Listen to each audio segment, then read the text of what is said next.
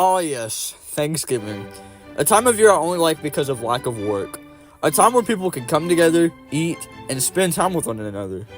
People have been celebrating Thanksgiving in many different ways, and one of those ways involves parades.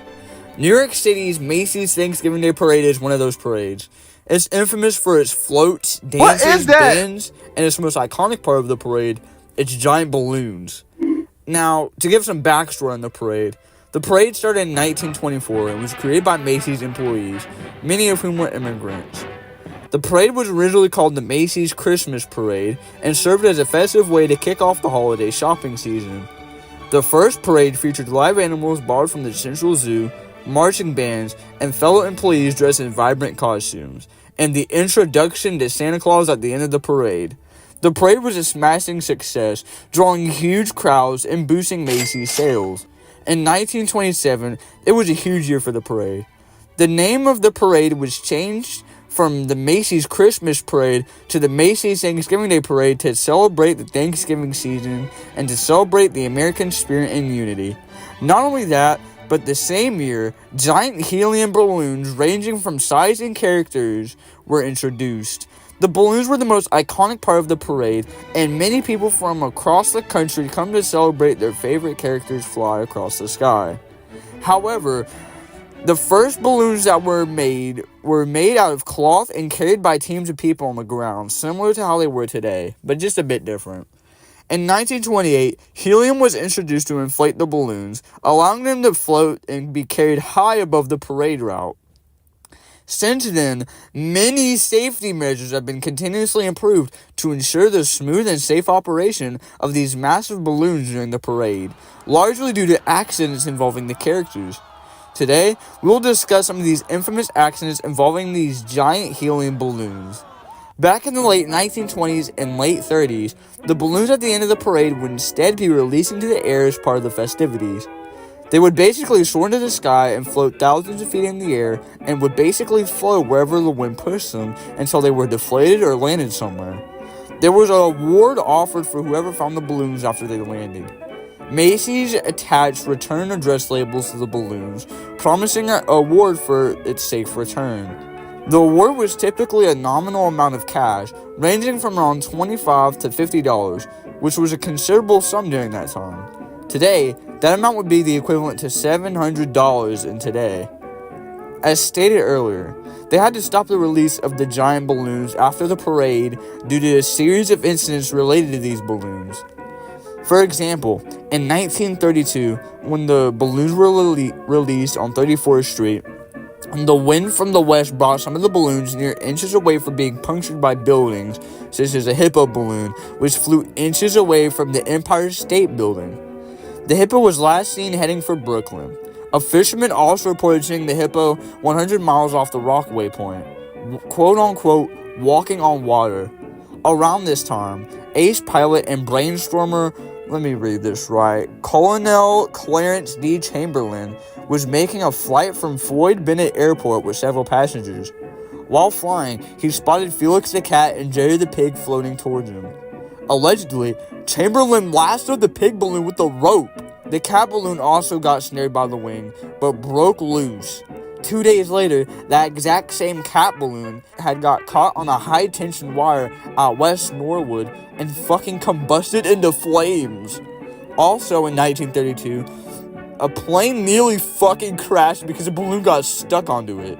Okay, to give some context, a message from Macy's told the press to warn all pilots to stay away from the balloons floating over the cities. Apparently, a student pilot by the name Annette Gibson never got that message. Half an hour after the balloons were released, Gibson and her instructor Hugh Copperland spotted a 60-foot yellow-striped Tomcat balloon floating over Manhattan. Gibson decided to go after the balloon to get the reward and basically steered the plane straight into it. The balloon's fabric got caught on the left wing, causing the plane to lose control and fly into a tailspin. Thousands watched in horror as the plane fell with the balloon hanging on. Allegedly, she almost fell off the plane but didn't, and her instructor helped land the plane safely without any injuries as the balloon flew away. Nobody was hurt. and at some point in 1935, an unknown balloon flew into a house's chimney and damaged it. Numerous incidents of property damage and injuries resulted in the balloons. They were no longer released into the air by the late 1930s. Now, despite the balloons no longer being released, accidents were still a problem. Having giant 200 to 300 pound balloons flying around is going to result in some incidents. We will explain some of them now. Let's start off a bit tame here. Popeye the Sailor accident, 1957.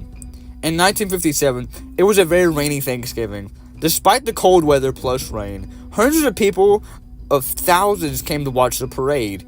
Popeye started his journey off normally. A design flaw in his hat would change many people's Thanksgiving for the worst.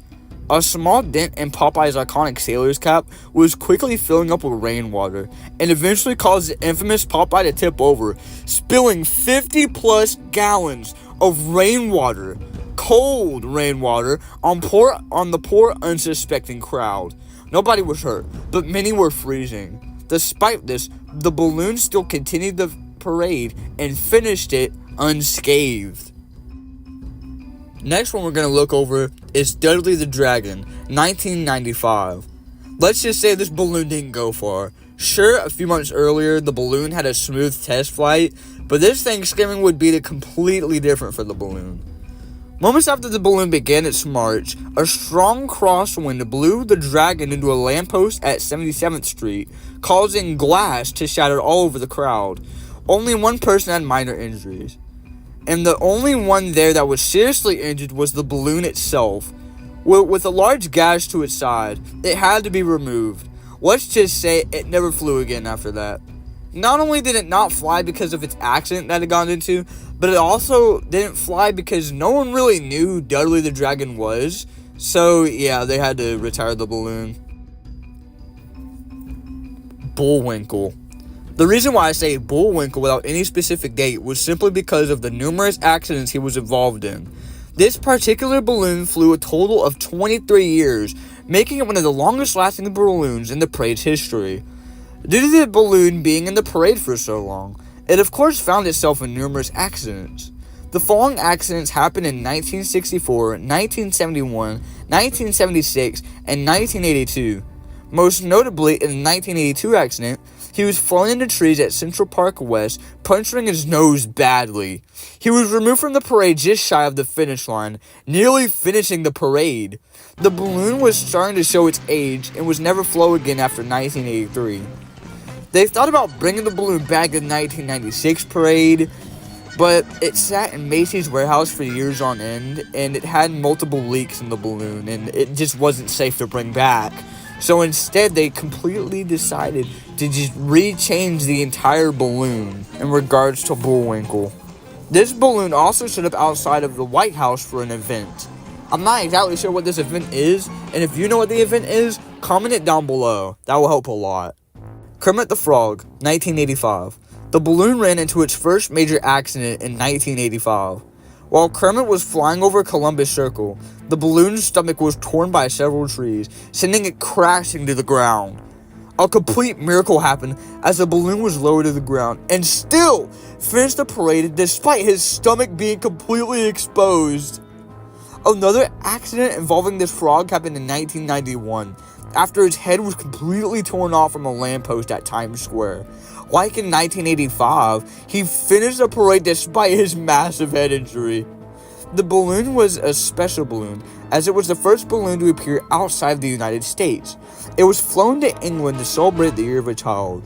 The Year of a Child is basically a campaign aimed towards awareness of the well-being, rights, and issues concerning children worldwide. Sonic the Hedgehog, 1993 to 1997.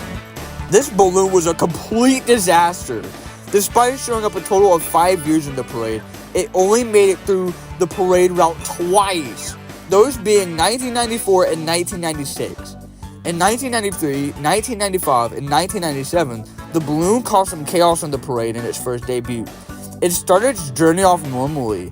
Allegedly, it sprang a leak before even starting the parade, which should have been a red flag, but they patched the balloon up and let it fly. It had a rocky start, as it nearly crashed into trees. Despite that, it kept its composure until it got to Broadway, where a gust of wind blew Sonic the Hedgehog into a lamppost, puncturing his eye and sending the lamppost falling on two people, an off-duty police officer and a child. Luckily, they made it out with only minor injuries. Another balloon that year ran into a lamppost called Rex the Dinosaur, whose entire face was ripped off from the lamppost. Unlike Sonic, Rex made it through the entire parade route despite his face hanging from his body. Unlike Rex, who only flew once, Sonic flew again the next year and made it out perfectly fine. In 1995, the Sonic balloon at the starting line was violently rocking from side to side. As the balloon handlers tried to keep a good grip on him, he ultimately ended up being thrown into a tree from a gust of wind and was removed before the parade even started. In the 1996 parade, he also made it perfectly fine that year, like in 1994. But the same couldn't be said for him the next year. 1997, the Great Balloon Massacre. Despite warnings from the people concerned about the weather that year, Macy's decided to let the balloons fly. This ended up being a horrible mistake to Macy's. According to the readings from the National Weather Service Central Monitoring System, wind speeds were up to nearly 50 miles an hour. They should have ended up grounding the balloons like they did in 1971, but they let the balloons fly that year, which again was a huge mistake. Out of the 14 balloons that were supposed to fly that year, only 7 made it out through the entire parade route. 5 balloons, including Sonic, were ripped apart from either trees or lampposts and had to be removed. And 2 balloons had to be removed from the parade due to a serious accident involving a character that we'll get into in a bit. The parade that year had to be the worst for Macy's as the balloons were out of control, just like the lawsuits. Sonic was one of the balloons that couldn't make it, as his head was completely torn open at Central Park before even starting, prompting the balloon's swift removal. 4 of the balloons also had horrible fates. The Pink Panther, being the tallest balloon at a total of 72 feet in height, 40 feet in length, and 600 pounds of helium, had to be the toughest with the wind due to his size. During most of the Pink Panther's journey, he was being knocked all over the place and being tossed around by the high winds. It was one of the more dangerous balloons that year due to its large size. The rampaging out-of-control balloon was knocking down handlers and even caused the balloon to kick its pilot, Richard, into the air. Luckily, he was alright from the fall. Several handlers fell hard to the asphalt as the balloon ran amok above them. Allegedly, not confirmed, it even knocked out one of the balloon handlers, and it almost suffocated a woman and her daughter, but they made it out perfectly fine. The rampaging balloon was ripped apart by light fixtures, resulting in multiple chambers being breached. The balloon was already dangerous enough, so the NYPD declared that it was perfectly fine to just stab down the Pink Panther in front of harmless civilians. Quick Bunny to start was also delayed due to the winds, and ended up taking the position of the Barney balloon. His ear at the start of the parade was ripped from a tree, but he managed to continue the parade route until he got to Times Square, where his ear along with his hat was ripped clean off from a lamppost at around 10:30 a.m. The balloon, despite its injuries, continued the parade route just a little longer before being removed from 36th Street. Barney also had a rocky start and was pushed further back from behind the westward whole wagon float. The balloon managed to withstand the winds for a good while until we got to Columbus Circle. They had to halt their march as the winds were picking up very rapidly, causing the balloon to sway here, there, and everywhere. The balloon was getting aggressive, so the handlers literally had to lay down on the road to keep this beast under control. However, their efforts weren't enough, as a strong gust of wind sent Barney into a lamppost. Big shocker there. This, hands down, is the most infamous accident in the entire parade's history, as it became a viral video years later. A large 14-foot gash left parade goers in awe and were completely speechless, as kids were screaming and traumatized by Barney's accident. The balloon was lowered to the ground to prevent injuries, as the NYPD also stabbed the balloon down, much like the Pink Panther. Finally, the most horrible accident in the entire parade's history happened. This is the most horrible accident in the parade.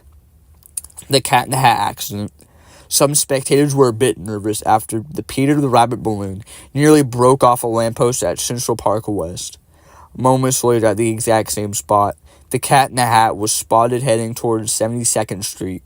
Once it arrived at an intersection, a crosswind blew the Cat in the Hat balloon into the same lamppost that Peter Rabbit hit moments prior. The already weakened 100-pound lamppost was sent falling into the crowd, injuring 4 people. One of those people were put into a coma for a month and almost died. A lawsuit for that was, I believe the person that was sent into the coma sent a lawsuit at Macy's for, I'd say, around $365 million lawsuit, something like that. It was bad. Because of the Cat in the Hat's accident, he had to be removed from the parade. But much like Quick Bunny, he continued the parade for a little while, but then got removed.